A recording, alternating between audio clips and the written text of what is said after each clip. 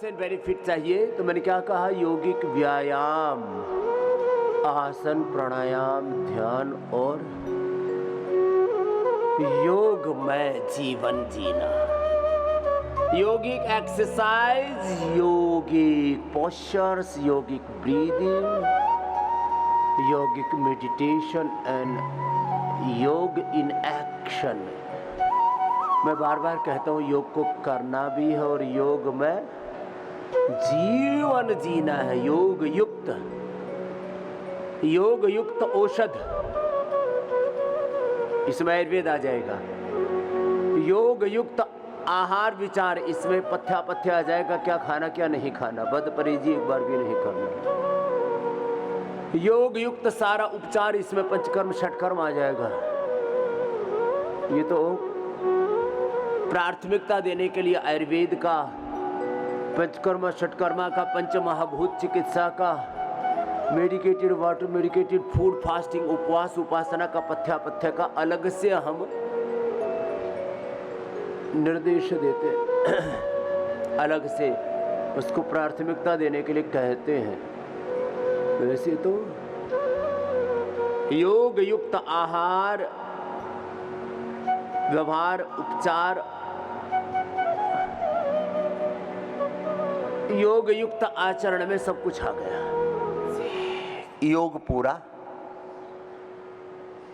आयुर्वेद का उपचार भी पूरा। आयुर्वेद में रस, रसायन, भस्म, पिष्टि, चूर्ण, पाक, अवलेह, औषधि और औषधि का अनुपान और उसमें खान पान, ये आयुर्वेद के अंतर्गत ही आता है। पथ्य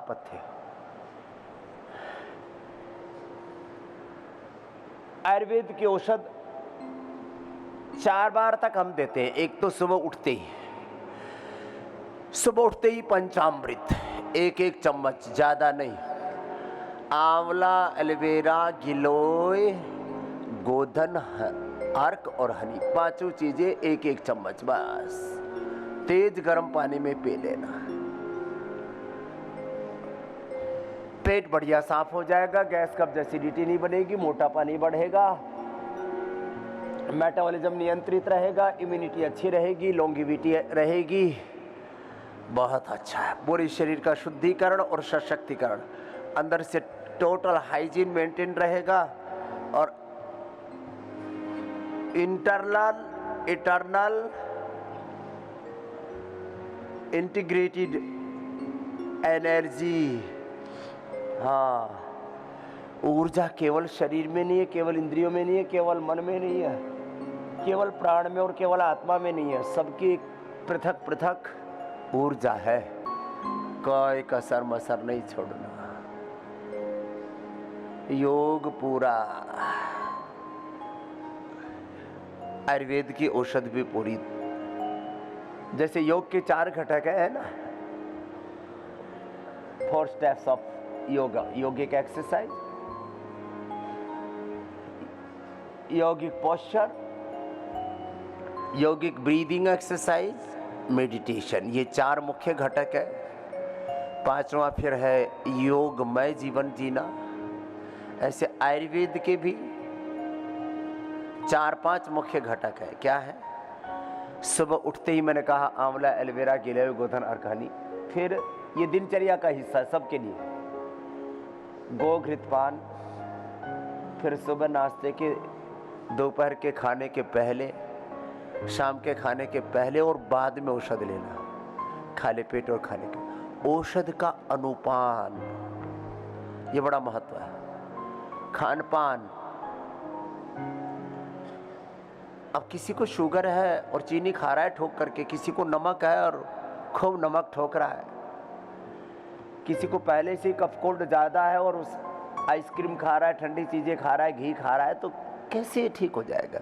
किसी को जोड़ों में दर्द है और दही, छाछ, खटाई खा रहा है, कैसे ठीक हो जाएगा? किसी को एसिडिटी और मिर्ची मसाला खा रहा है, कैसे ठीक हो जाएगा? किसी को पहले से ही मोटापा है और दबा करके अनहेल्दी फूड खा रहा है, कैसे ठीक हो जाएगा? तो आयुर्वेद में औषधि सुबह उठने से लेकर के, खाली पेट से लेकर के, खाने के बाद से लेकर के, औषधि किस द्रव्य से लेनी है उसको अनुपान कहते हैं। और फिर पथ्य क्या खाना क्या नहीं खाना, और कितनी बार खाना। एक भुक्तम सदा आरोग्यम, पूरा देश इसका पालन करे तो रोगी हो ही नहीं। तब कह रहा था आपको पूरा लाभ चाहिए तो क्या करना, योग पूरा करना, आयुर्वेद पूरा, औषध की मात्रा अपने बलाबल के अनुसार, फिर थेरापिया जो यहाँ पर देते हैं शुद्धिकरण से शक्तिकरण के लिए, घर पे तो नहीं हो पाएंगे, आंशिक तो हो ही जाएगी। आंशिक रूप से तो सभी थेरापिया कर सकते हैं। फिर medicated water, medicated food, fasting, उपवास, उपासना, ये जो एक एक बिंदु है ना बड़ा ऊंचा है। योग पूरा, आयुर्वेद भी पूरा, थेरापिया जितनी भी यहाँ तो पूरी होंगी, घर भी जाके आंशिक रूप से तो करना। जैसे यहाँ 7 दिन का दिनचर्या का एक आपका शेड्यूल बनाया है, इसी के अनुरूप घर भी जाके बरतना। हमने अपना बचपन, अपनी जवानी और पूरा जीवन योग धर्म के लिए, वेद धर्म के लिए, ऋषि धर्म के लिए, सेवा धर्म के लिए, मानव धर्म के लिए, सनातन धर्म के लिए अर्पित किया है। इसलिए जब हमने अपना बचपन, अपनी जवानी, अपना जीवन इसके लिए अर्पित किया है, तो आप थोड़ा तो अर्पण करो, थोड़ी थोड़ी तो आहुति दो कि मैं 1 से 2 घंटे योग करूंगा और करवाऊंगा, बस इतना ही कर लो। एक ही साधे सब सधे, एक ही काम से कितना बड़ा कार्य, कितनी बड़ी सेवा, कितना बड़ा परिवर्तन, कितना उत्कर्ष, कितनी उन्नति, कितना शुभ होगा सब। और 99% लोग अजागरूक हैं। जागृत आत्माएं, वैसे पूर्ण जागृत आत्माएं तो 0.1% है। हर व्यक्ति सुबह 4 से 8 के बीच और शाम को 5 से 7 के बीच 1, सवा, 1.5 घंटा, 2 घंटा समय निकाल सकता है, और उसी से इस देश में बहुत बड़ा परिवर्तन घटित होगा। और जो 60+ हैं, 60, 65, उनको तो घर में रहना ही नहीं, उनको तो सुबह शाम घर से बाहर निकल जाना है। एक बार दोपहर को भोजन करने आ जाए और शाम को आकर के दूध पी के, थोड़ी फल खा के, सब्जियां खा करके सो जाएगा। मैंने कई बार कहा है 25 वर्ष तक का जीवन पढ़ाई के लिए, 25-30 साल का फिर जीवन कमाई के लिए, और फिर शेष जीवन भलाई के लिए, पुण्याई के लिए। यदि ऐसा पुण्य अर्जित ना कर सके तो फिर जीवन का कोई मतलब नहीं रह जाएगा। फिर यूँ जीने को तो पशु भी जीते। हम जिंदगी को इतने छिछोरेपन के साथ जीते हैं, ऊपरी सतह पर, सरफेस पर जीते हैं। हर बात में हमने अपने आप को पराधीन, गुलाम कर रखा है। किसी को ऐसे पूछो तो गुलामी नहीं चाहिए, गुलामी को, पराधीनता को कोई पसंद नहीं करता। लेकिन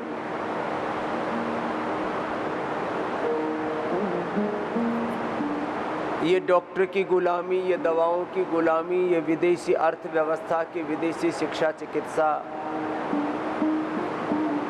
और फिर छोटे छोटे विकारों की गुलामी, काम, क्रोध, लोभ, मोह, अहंकार, अविद्या, अस्मिता, राग, द्वेष, अभिनिवेश, छोटे छोटे संसाधनों की गुलामी, किसी व्यक्ति की, किसी वस्तु की, किसी संसाधन की, छोटे छोटे कंफर्ट, मैं इसके बिना तो नहीं जी सकती, इसके बिना तो नहीं जी सकता। स्व अधीनता, अपने स्व में, अपनी निजता में जीना, यह स्वाधीनता, यही है स्वदेशी। बीमार पड़ जाएंगे तो डॉक्टर है ना, दवा है ना, हॉस्पिटल है ना। अपवाद रूप में किसी का सहारा लेना पड़े तो अलग बात है, बाकी अपने स्वयं में जीवो, अपनी निजता में जियो। ऐसा अपना जीवन, ऐसा अपना स्वभाव, ऐसा अपना आचरण बनाओ। हमने 2-3 शब्द बड़े सुने, ये बड़ा पाप है, ये तो कृतघ्नता है, ये तो बड़ा अन्याय है, ये तो बड़ा अपराध है।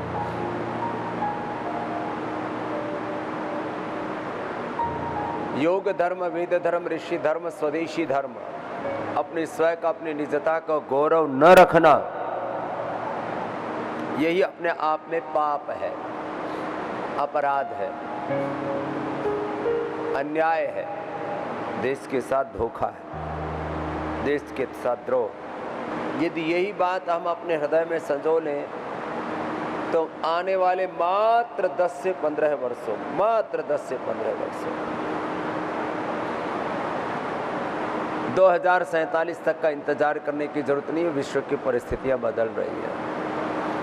यदि पूरे गौरव गरिमा के साथ, पूरे शौर्य वीरता पराक्रम के साथ, अपनी निजता के बोध के साथ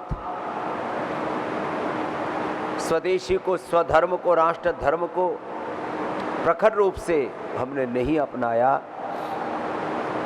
तो पूरी दुनिया में हम अप्रासंगिक हो जाएंगे। इसलिए मैं कहता हूँ, ये सिंथेटिक दवा,